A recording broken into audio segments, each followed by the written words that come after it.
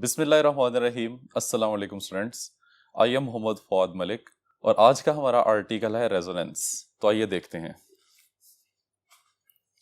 Students. ये article previous article free and force oscillation से relate करता है।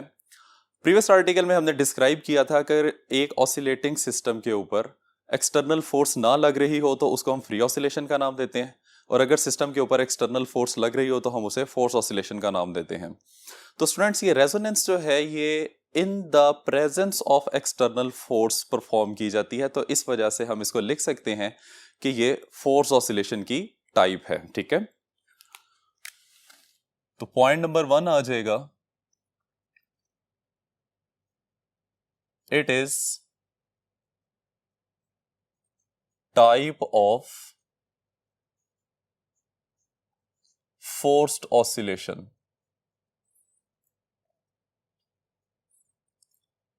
अब स्टूडेंट्स, इसमें जो हम एक्सटर्नली फोर्स यूज कर रहे होते हैं वो एक स्पेसिफिक टाइम इंटरवल के बाद सिस्टम पे अप्लाई की जाती है।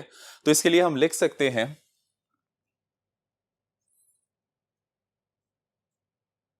Periodic force is applied on system. अब जब भी सिस्टम के ऊपर पीरियोडिक फोर्स लगाते हैं तो उसकी वजह से एम्पलीट्यूड ऑफ वाइब्रेशन इंक्रीज करता है, और जब एम्पलीट्यूड ऑफ वाइब्रेशन की वैल्यू इंक्रीज करती है तो हमें यह पता है कि सिस्टम की एनर्जी इंक्रीज करती है। तो इसके पॉइंट्स बन जाएंगे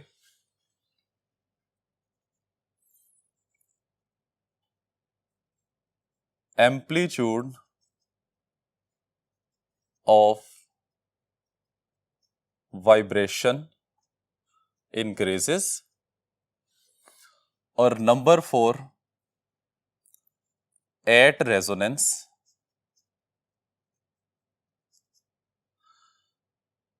मैक्सिमम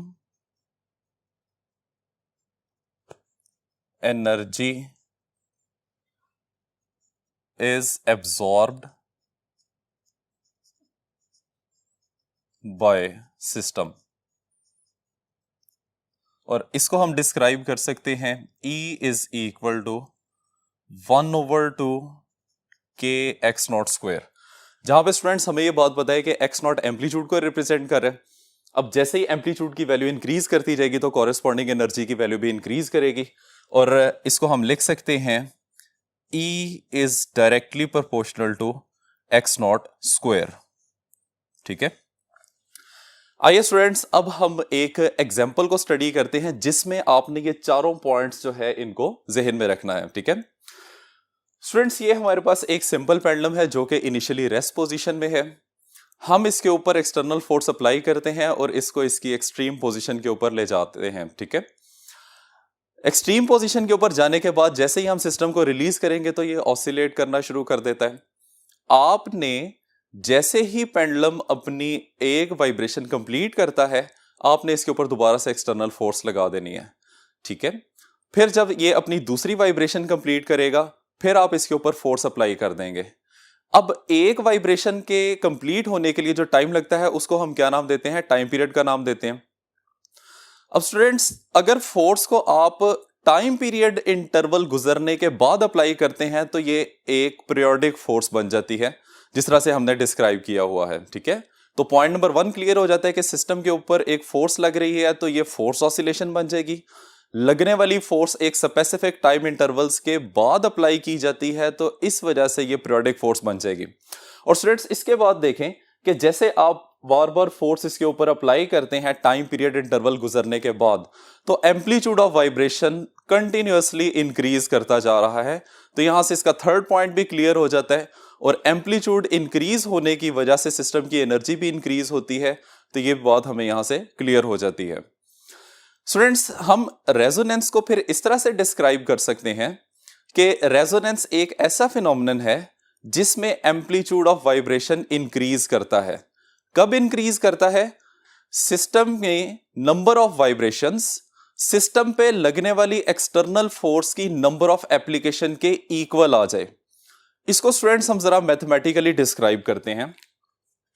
हमने ये बात की है कि सिस्टम की नंबर ऑफ वाइब्रेशंस कितनी देर में, पर सेकंड, एक सेकंड के अंदर, ये इक्वल आ जाए number of application of external force on system पर सेकंड।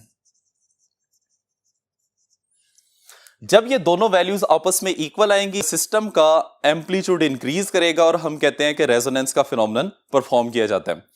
अब स्टूडेंट्स, हमें यह बात पता है कि नंबर ऑफ वाइब्रेशंस पर सेकंड को फ्रीक्वेंसी का नाम दिया जाता है, ठीक है। तो सिस्टम की नंबर ऑफ वाइब्रेशंस की बात की जा रही है, तो इसको हम नाम देंगे natural frequency of system equal आ जाएगी number of application of the external force on system पर सेकंड। इस बात को हम नाम देंगे फ्रीक्वेंसी ऑफ अप्लाइड फोर्स। ठीक है स्टूडेंट्स, तो ये बात आपने याद रखनी है। आइए अब हम प्रॉपरली रेजोनेंस की डेफिनेशन लिखते हैं। तो डेफिनेशन इसकी बन जाएगी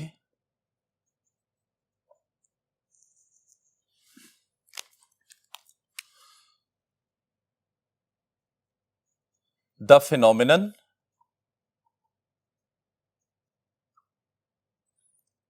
in which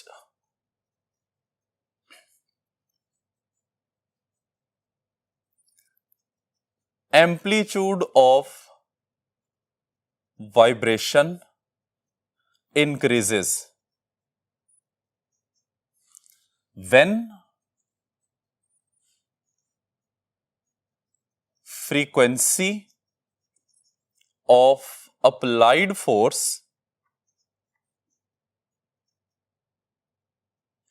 becomes equal to 1 of natural frequency of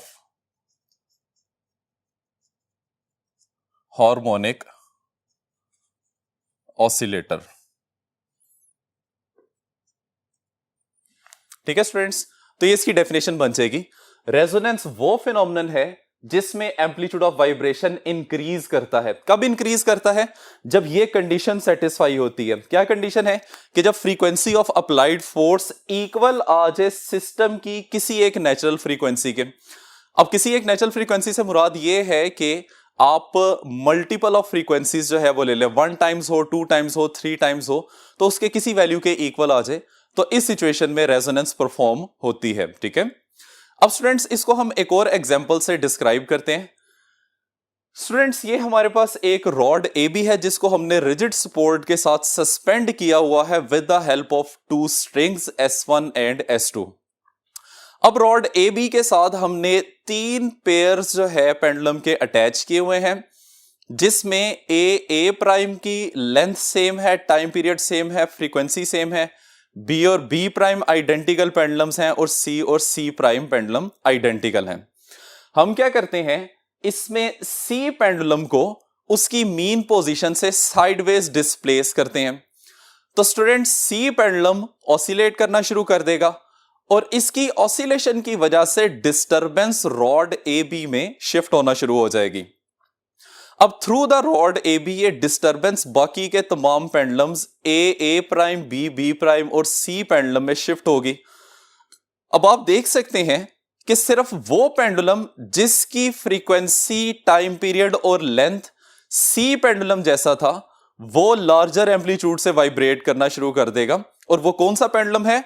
वो C प्राइम पेंडुलम है। ठीक है, जबकि A प्राइम पेंडुलम, B और B प्राइम पेंडुलम जिनकी लेंथ और इसी तरह से टाइम पीरियड और फ्रीक्वेंसी C पेंडुलम से डिफरेंट है, वो जस्ट डिस्टरबेंस को शो करेंगे। तो इस वजह से हमारे इस केस में सी पेंडुलम बिहेव करता है एक्सटर्नल फोर्स की तरह और सी प्राइम पेंडुलम हमारा सिस्टम की तरह बिहेव कर रहा है। तो जैसे ही डिराइविंग फोर्स यानी कि सी पेंडुलम उसकी फ्रीक्वेंसी किस पेंडुलम से मैच करती है, सी पेंडुलम से मैच करती है, तो ये दोनों पेंडुलम्स जो है वो इंक्रीजिंग एम्पलीट्यूड से वाइब्रेट करना शुरू कर देंगे, जबकि बाकी के तमाम पेंडुलम्स जो है वो सिंपली डिस्टरबेंस शो करेंगे। उनका एम्पलीट्यूड कभी बढ़ेगा, कभी कम होगा और कभी वो रेस्ट पोजीशन में आ जाएंगे। ठीक है स्टूडेंट्स, अब हम चलते हैं advantages and disadvantages of resonance की तरफ। पहले हम इसमें डिस्क्राइब करेंगे एडवांटेजेस ऑफ रेजोनेंस को। आइए देखते हैं।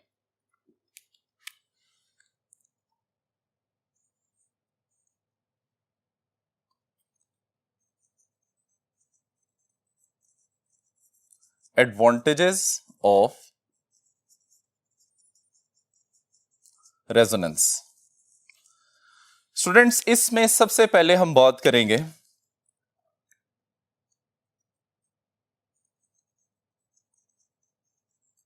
Tuning of radio station. Students, ये बेसिकली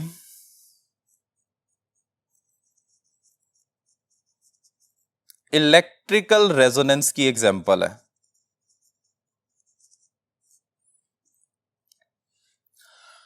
आइए इसको पहले समझते हैं। स्टूडेंट्स, रेडियो ट्रांजिस्टर तो आप लोगों ने देखा होगा जिसके ऊपर हम डिफरेंट प्रोग्राम्स को सुनते हैं। अब अगर आपने कोई एक खास प्रोग्राम, सपोज कर ले हम एफएम की बात करते हैं जिसके डिफरेंट चैनल्स होते हैं, एफएम 100, एफएम 101, एफएम 103, तो पहले हम इसको डिस्क्राइब करते हैं कि इन नामों से क्या मतलब बनता है।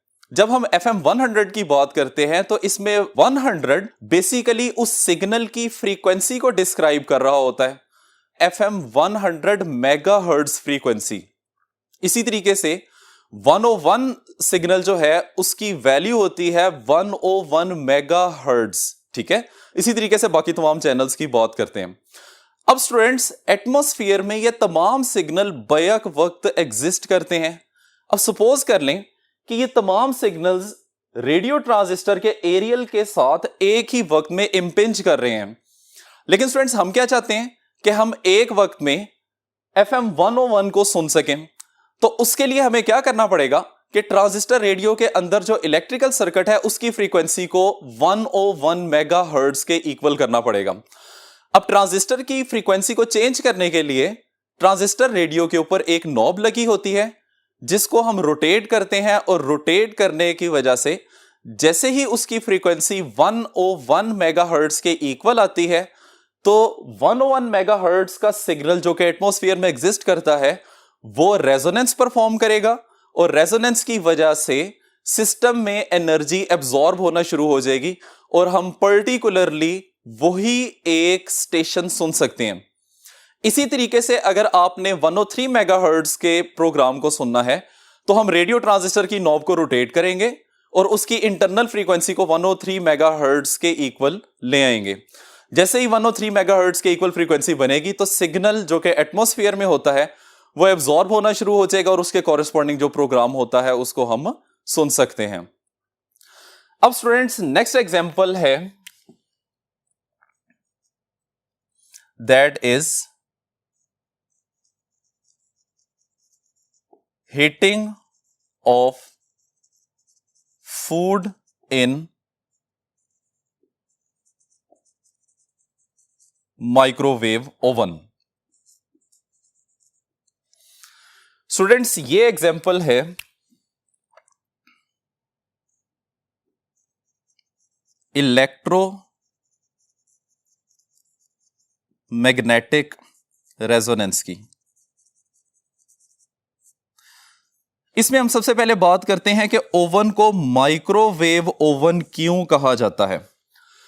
स्टूडेंट्स, आप लोगों को यह बात पता है कि जब भी आप खाने को गर्म करते हैं ओवन के अंदर तो उसमें रेडिएशंस पास की जाती हैं और वो रेडिएशन माइक्रोवेव्स होती हैं, इस वजह से हम इसको माइक्रोवेव का नाम देते हैं। अब इसमें दूसरा सवाल यह प्रोड्यूस होता है कि माइक्रोवेव्स ही क्यों यूज की जाती हैं। माइक्रोवेव्स की फ्रीक्वेंसी और वेवलेंथ उसने हमें डिस्क्राइब की हुई है। Wavelength of microwave that is equal to 12 centimetre और कॉरेस्पॉन्डिंग फ्रीक्वेंसी की वैल्यू 2450 मेगाहर्ट्ज होती है। अब इसी पर्टिकुलर वेवलेंथ और पर्टिकुलर फ्रीक्वेंसी की वेव्स ही हमने क्यों यूज की हैं? वो इस वजह से यूज की हैं कि वाटर और फैट्स के मॉलिक्यूल्स की वाइब्रेशनल फ्रीक्वेंसी 2450 मेगाहर्ट्ज के इक्वल होती है। अब जब भी हमने कोई खाने की चीज गर्म करनी होती है, हम उसको ओवन में प्लेस करके उसे ऑन करते हैं, तो ओवन में एक पोर्शन होता है जिसको हम मैग्नीट्रॉन का नाम देते हैं। वो मैग्नीट्रॉन माइक्रोवेव्स प्रोड्यूस करना शुरू कर देता है। अब ये रेडिएशंस खाने की चीज के अंदर से गुजरती हैं और जहां पे उसको वाटर और फैट्स के मॉलिक्यूल्स मिलते हैं, उनसे स्ट्राइक करके रेजोनेंस परफॉर्म करवाना शुरू कर देती हैं। और जैसे ही स्टूडेंट्स रेजोनेंस का फिनोमेनन अकर होता है, सिस्टम के अंदर एनर्जी एब्जॉर्ब होती जाती है और हमें यह पता है कि जिस जगह पे एनर्जी एब्जॉर्ब हो वहां पे हीट प्रोड्यूस होती है और जो भी खाने की चीज हमने ओवन में रखी हुई है वो उसी तरीके से गर्म होना शुरू हो जाती है। अब स्टूडेंट्स, रेजोनेंस के एडवांटेजेस के साथ साथ इसके कुछ डिसएडवांटेजेस भी हैं, तो आइए इसके अब डिसएडवांटेजेस देखते हैं।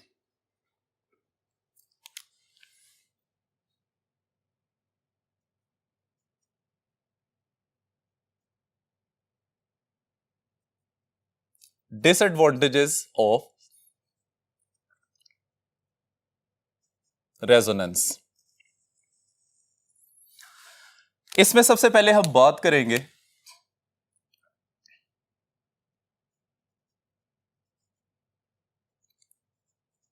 Big span bridge and marching soldiers. Students, ये एग्जाम्पल है मैकेनिकल रेजोनेंस की।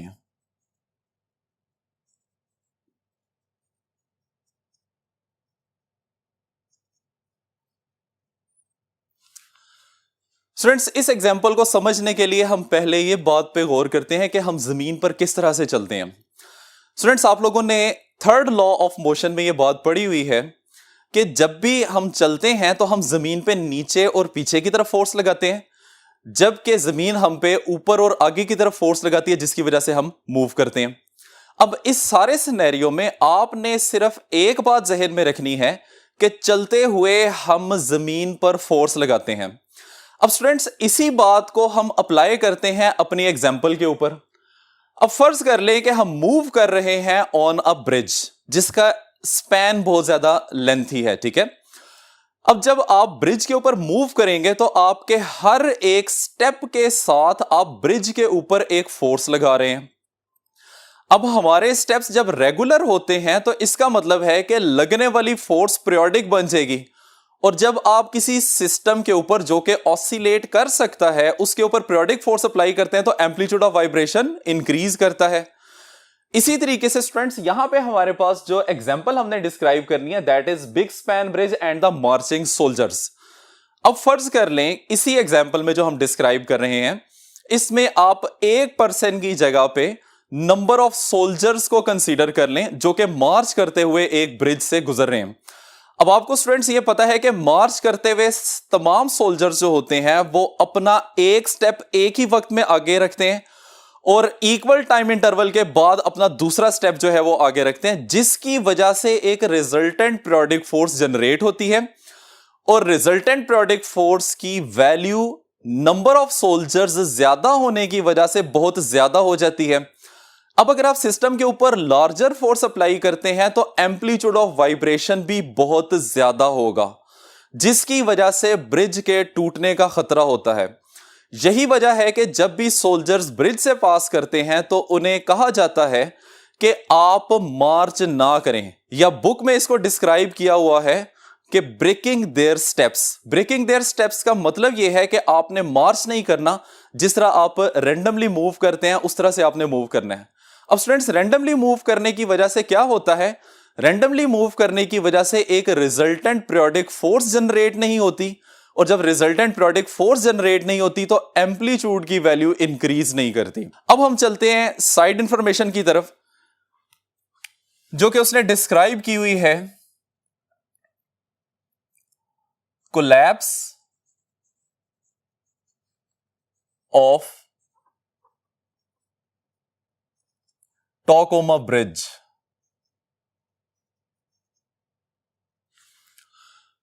ठीक है स्टूडेंट्स, अब इसके लिए आप ये फुटेज देखिए। स्टूडेंट्स, ये टॉकोमा ब्रिज है जो कि उस वक्त दिखाया गया है जब आंधी बहुत ज्यादा तेज चल रही थी। अब हमें यह बात पता है कि जब हवा बहुत ज्यादा तेज चलती है तो इस सिचुएशन में हवा ऑब्जेक्ट्स के ऊपर फोर्स लगाना शुरू कर देती है। तो इस वक्त हवा की वजह से टॉकोमा ब्रिज के ऊपर एक पीरियोडिक फोर्स एक्ट करना शुरू हो गई थी, जिसकी वजह से amplitude of vibration of the bridge बहुत ज्यादा इंक्रीज हो गया था और फाइनली आप देख सकते हैं वायलेंट वाइब्रेशन की वजह से ब्रिज कोलैप्स कर गया। ठीक है स्टूडेंट्स, तो जिस तरह रेजोनेंस के एडवांटेजेस हैं उस तरह से रेजोनेंस के बहुत ज्यादा डिसएडवांटेजेस भी हैं। अब इसी तरह का एक और डिसएडवांटेज हम डिस्क्राइब करते हैं जो कि बुक में साइड इंफॉर्मेशन में डिस्क्राइब किया हुआ है। इसको इसने लिखा हुआ है resonance in rotor of helicopter. जी स्टूडेंट्स, तो हेलीकॉप्टर तो आप लोगों ने देखा होगा, उसमें जो उसके ऊपर वाली बड़ी पंखड़ियां होती हैं उसको क्या नाम देते हैं? रोटर का नाम देते हैं। अब स्टूडेंट्स, जब भी इस तरह के व्हीकल्स बनाई जाती हैं उसमें इस चीज का खास ख्याल रखा जाता है कि हर एक पोर्शन की फ्रीक्वेंसी दूसरे पोर्शन की फ्रीक्वेंसी से डिफरेंट हो, क्योंकि अगर किसी दो या दो से ज्यादा पोर्शंस की फ्रीक्वेंसी सेम हो जाएगी तो फ्रीक्वेंसी सेम होने की वजह से रेजोनेंस प्रोड्यूस हो जाती है। हमने सिस्टम में रेजोनेंस को प्रोड्यूस नहीं होने देना, तो इसलिए तमाम ऑब्जेक्ट्स या तमाम इक्विपमेंट्स की फ्रीक्वेंसी को डिफरेंट रखा जाता है। अब आइए स्टूडेंट्स, इसकी एक फुटेज देखते हैं। यह हमारे पास एक हेलीकॉप्टर है जिसमें दो रोटर्स लगे हुए हैं। अब स्टूडेंट्स, इसमें हमने यह प्रोसीजर ऑब्जर्व करना है कि अगर दोनों रोटर की फ्रीक्वेंसी सेम कर दी जाए तो किस तरह से इफेक्ट्स पड़ते हैं।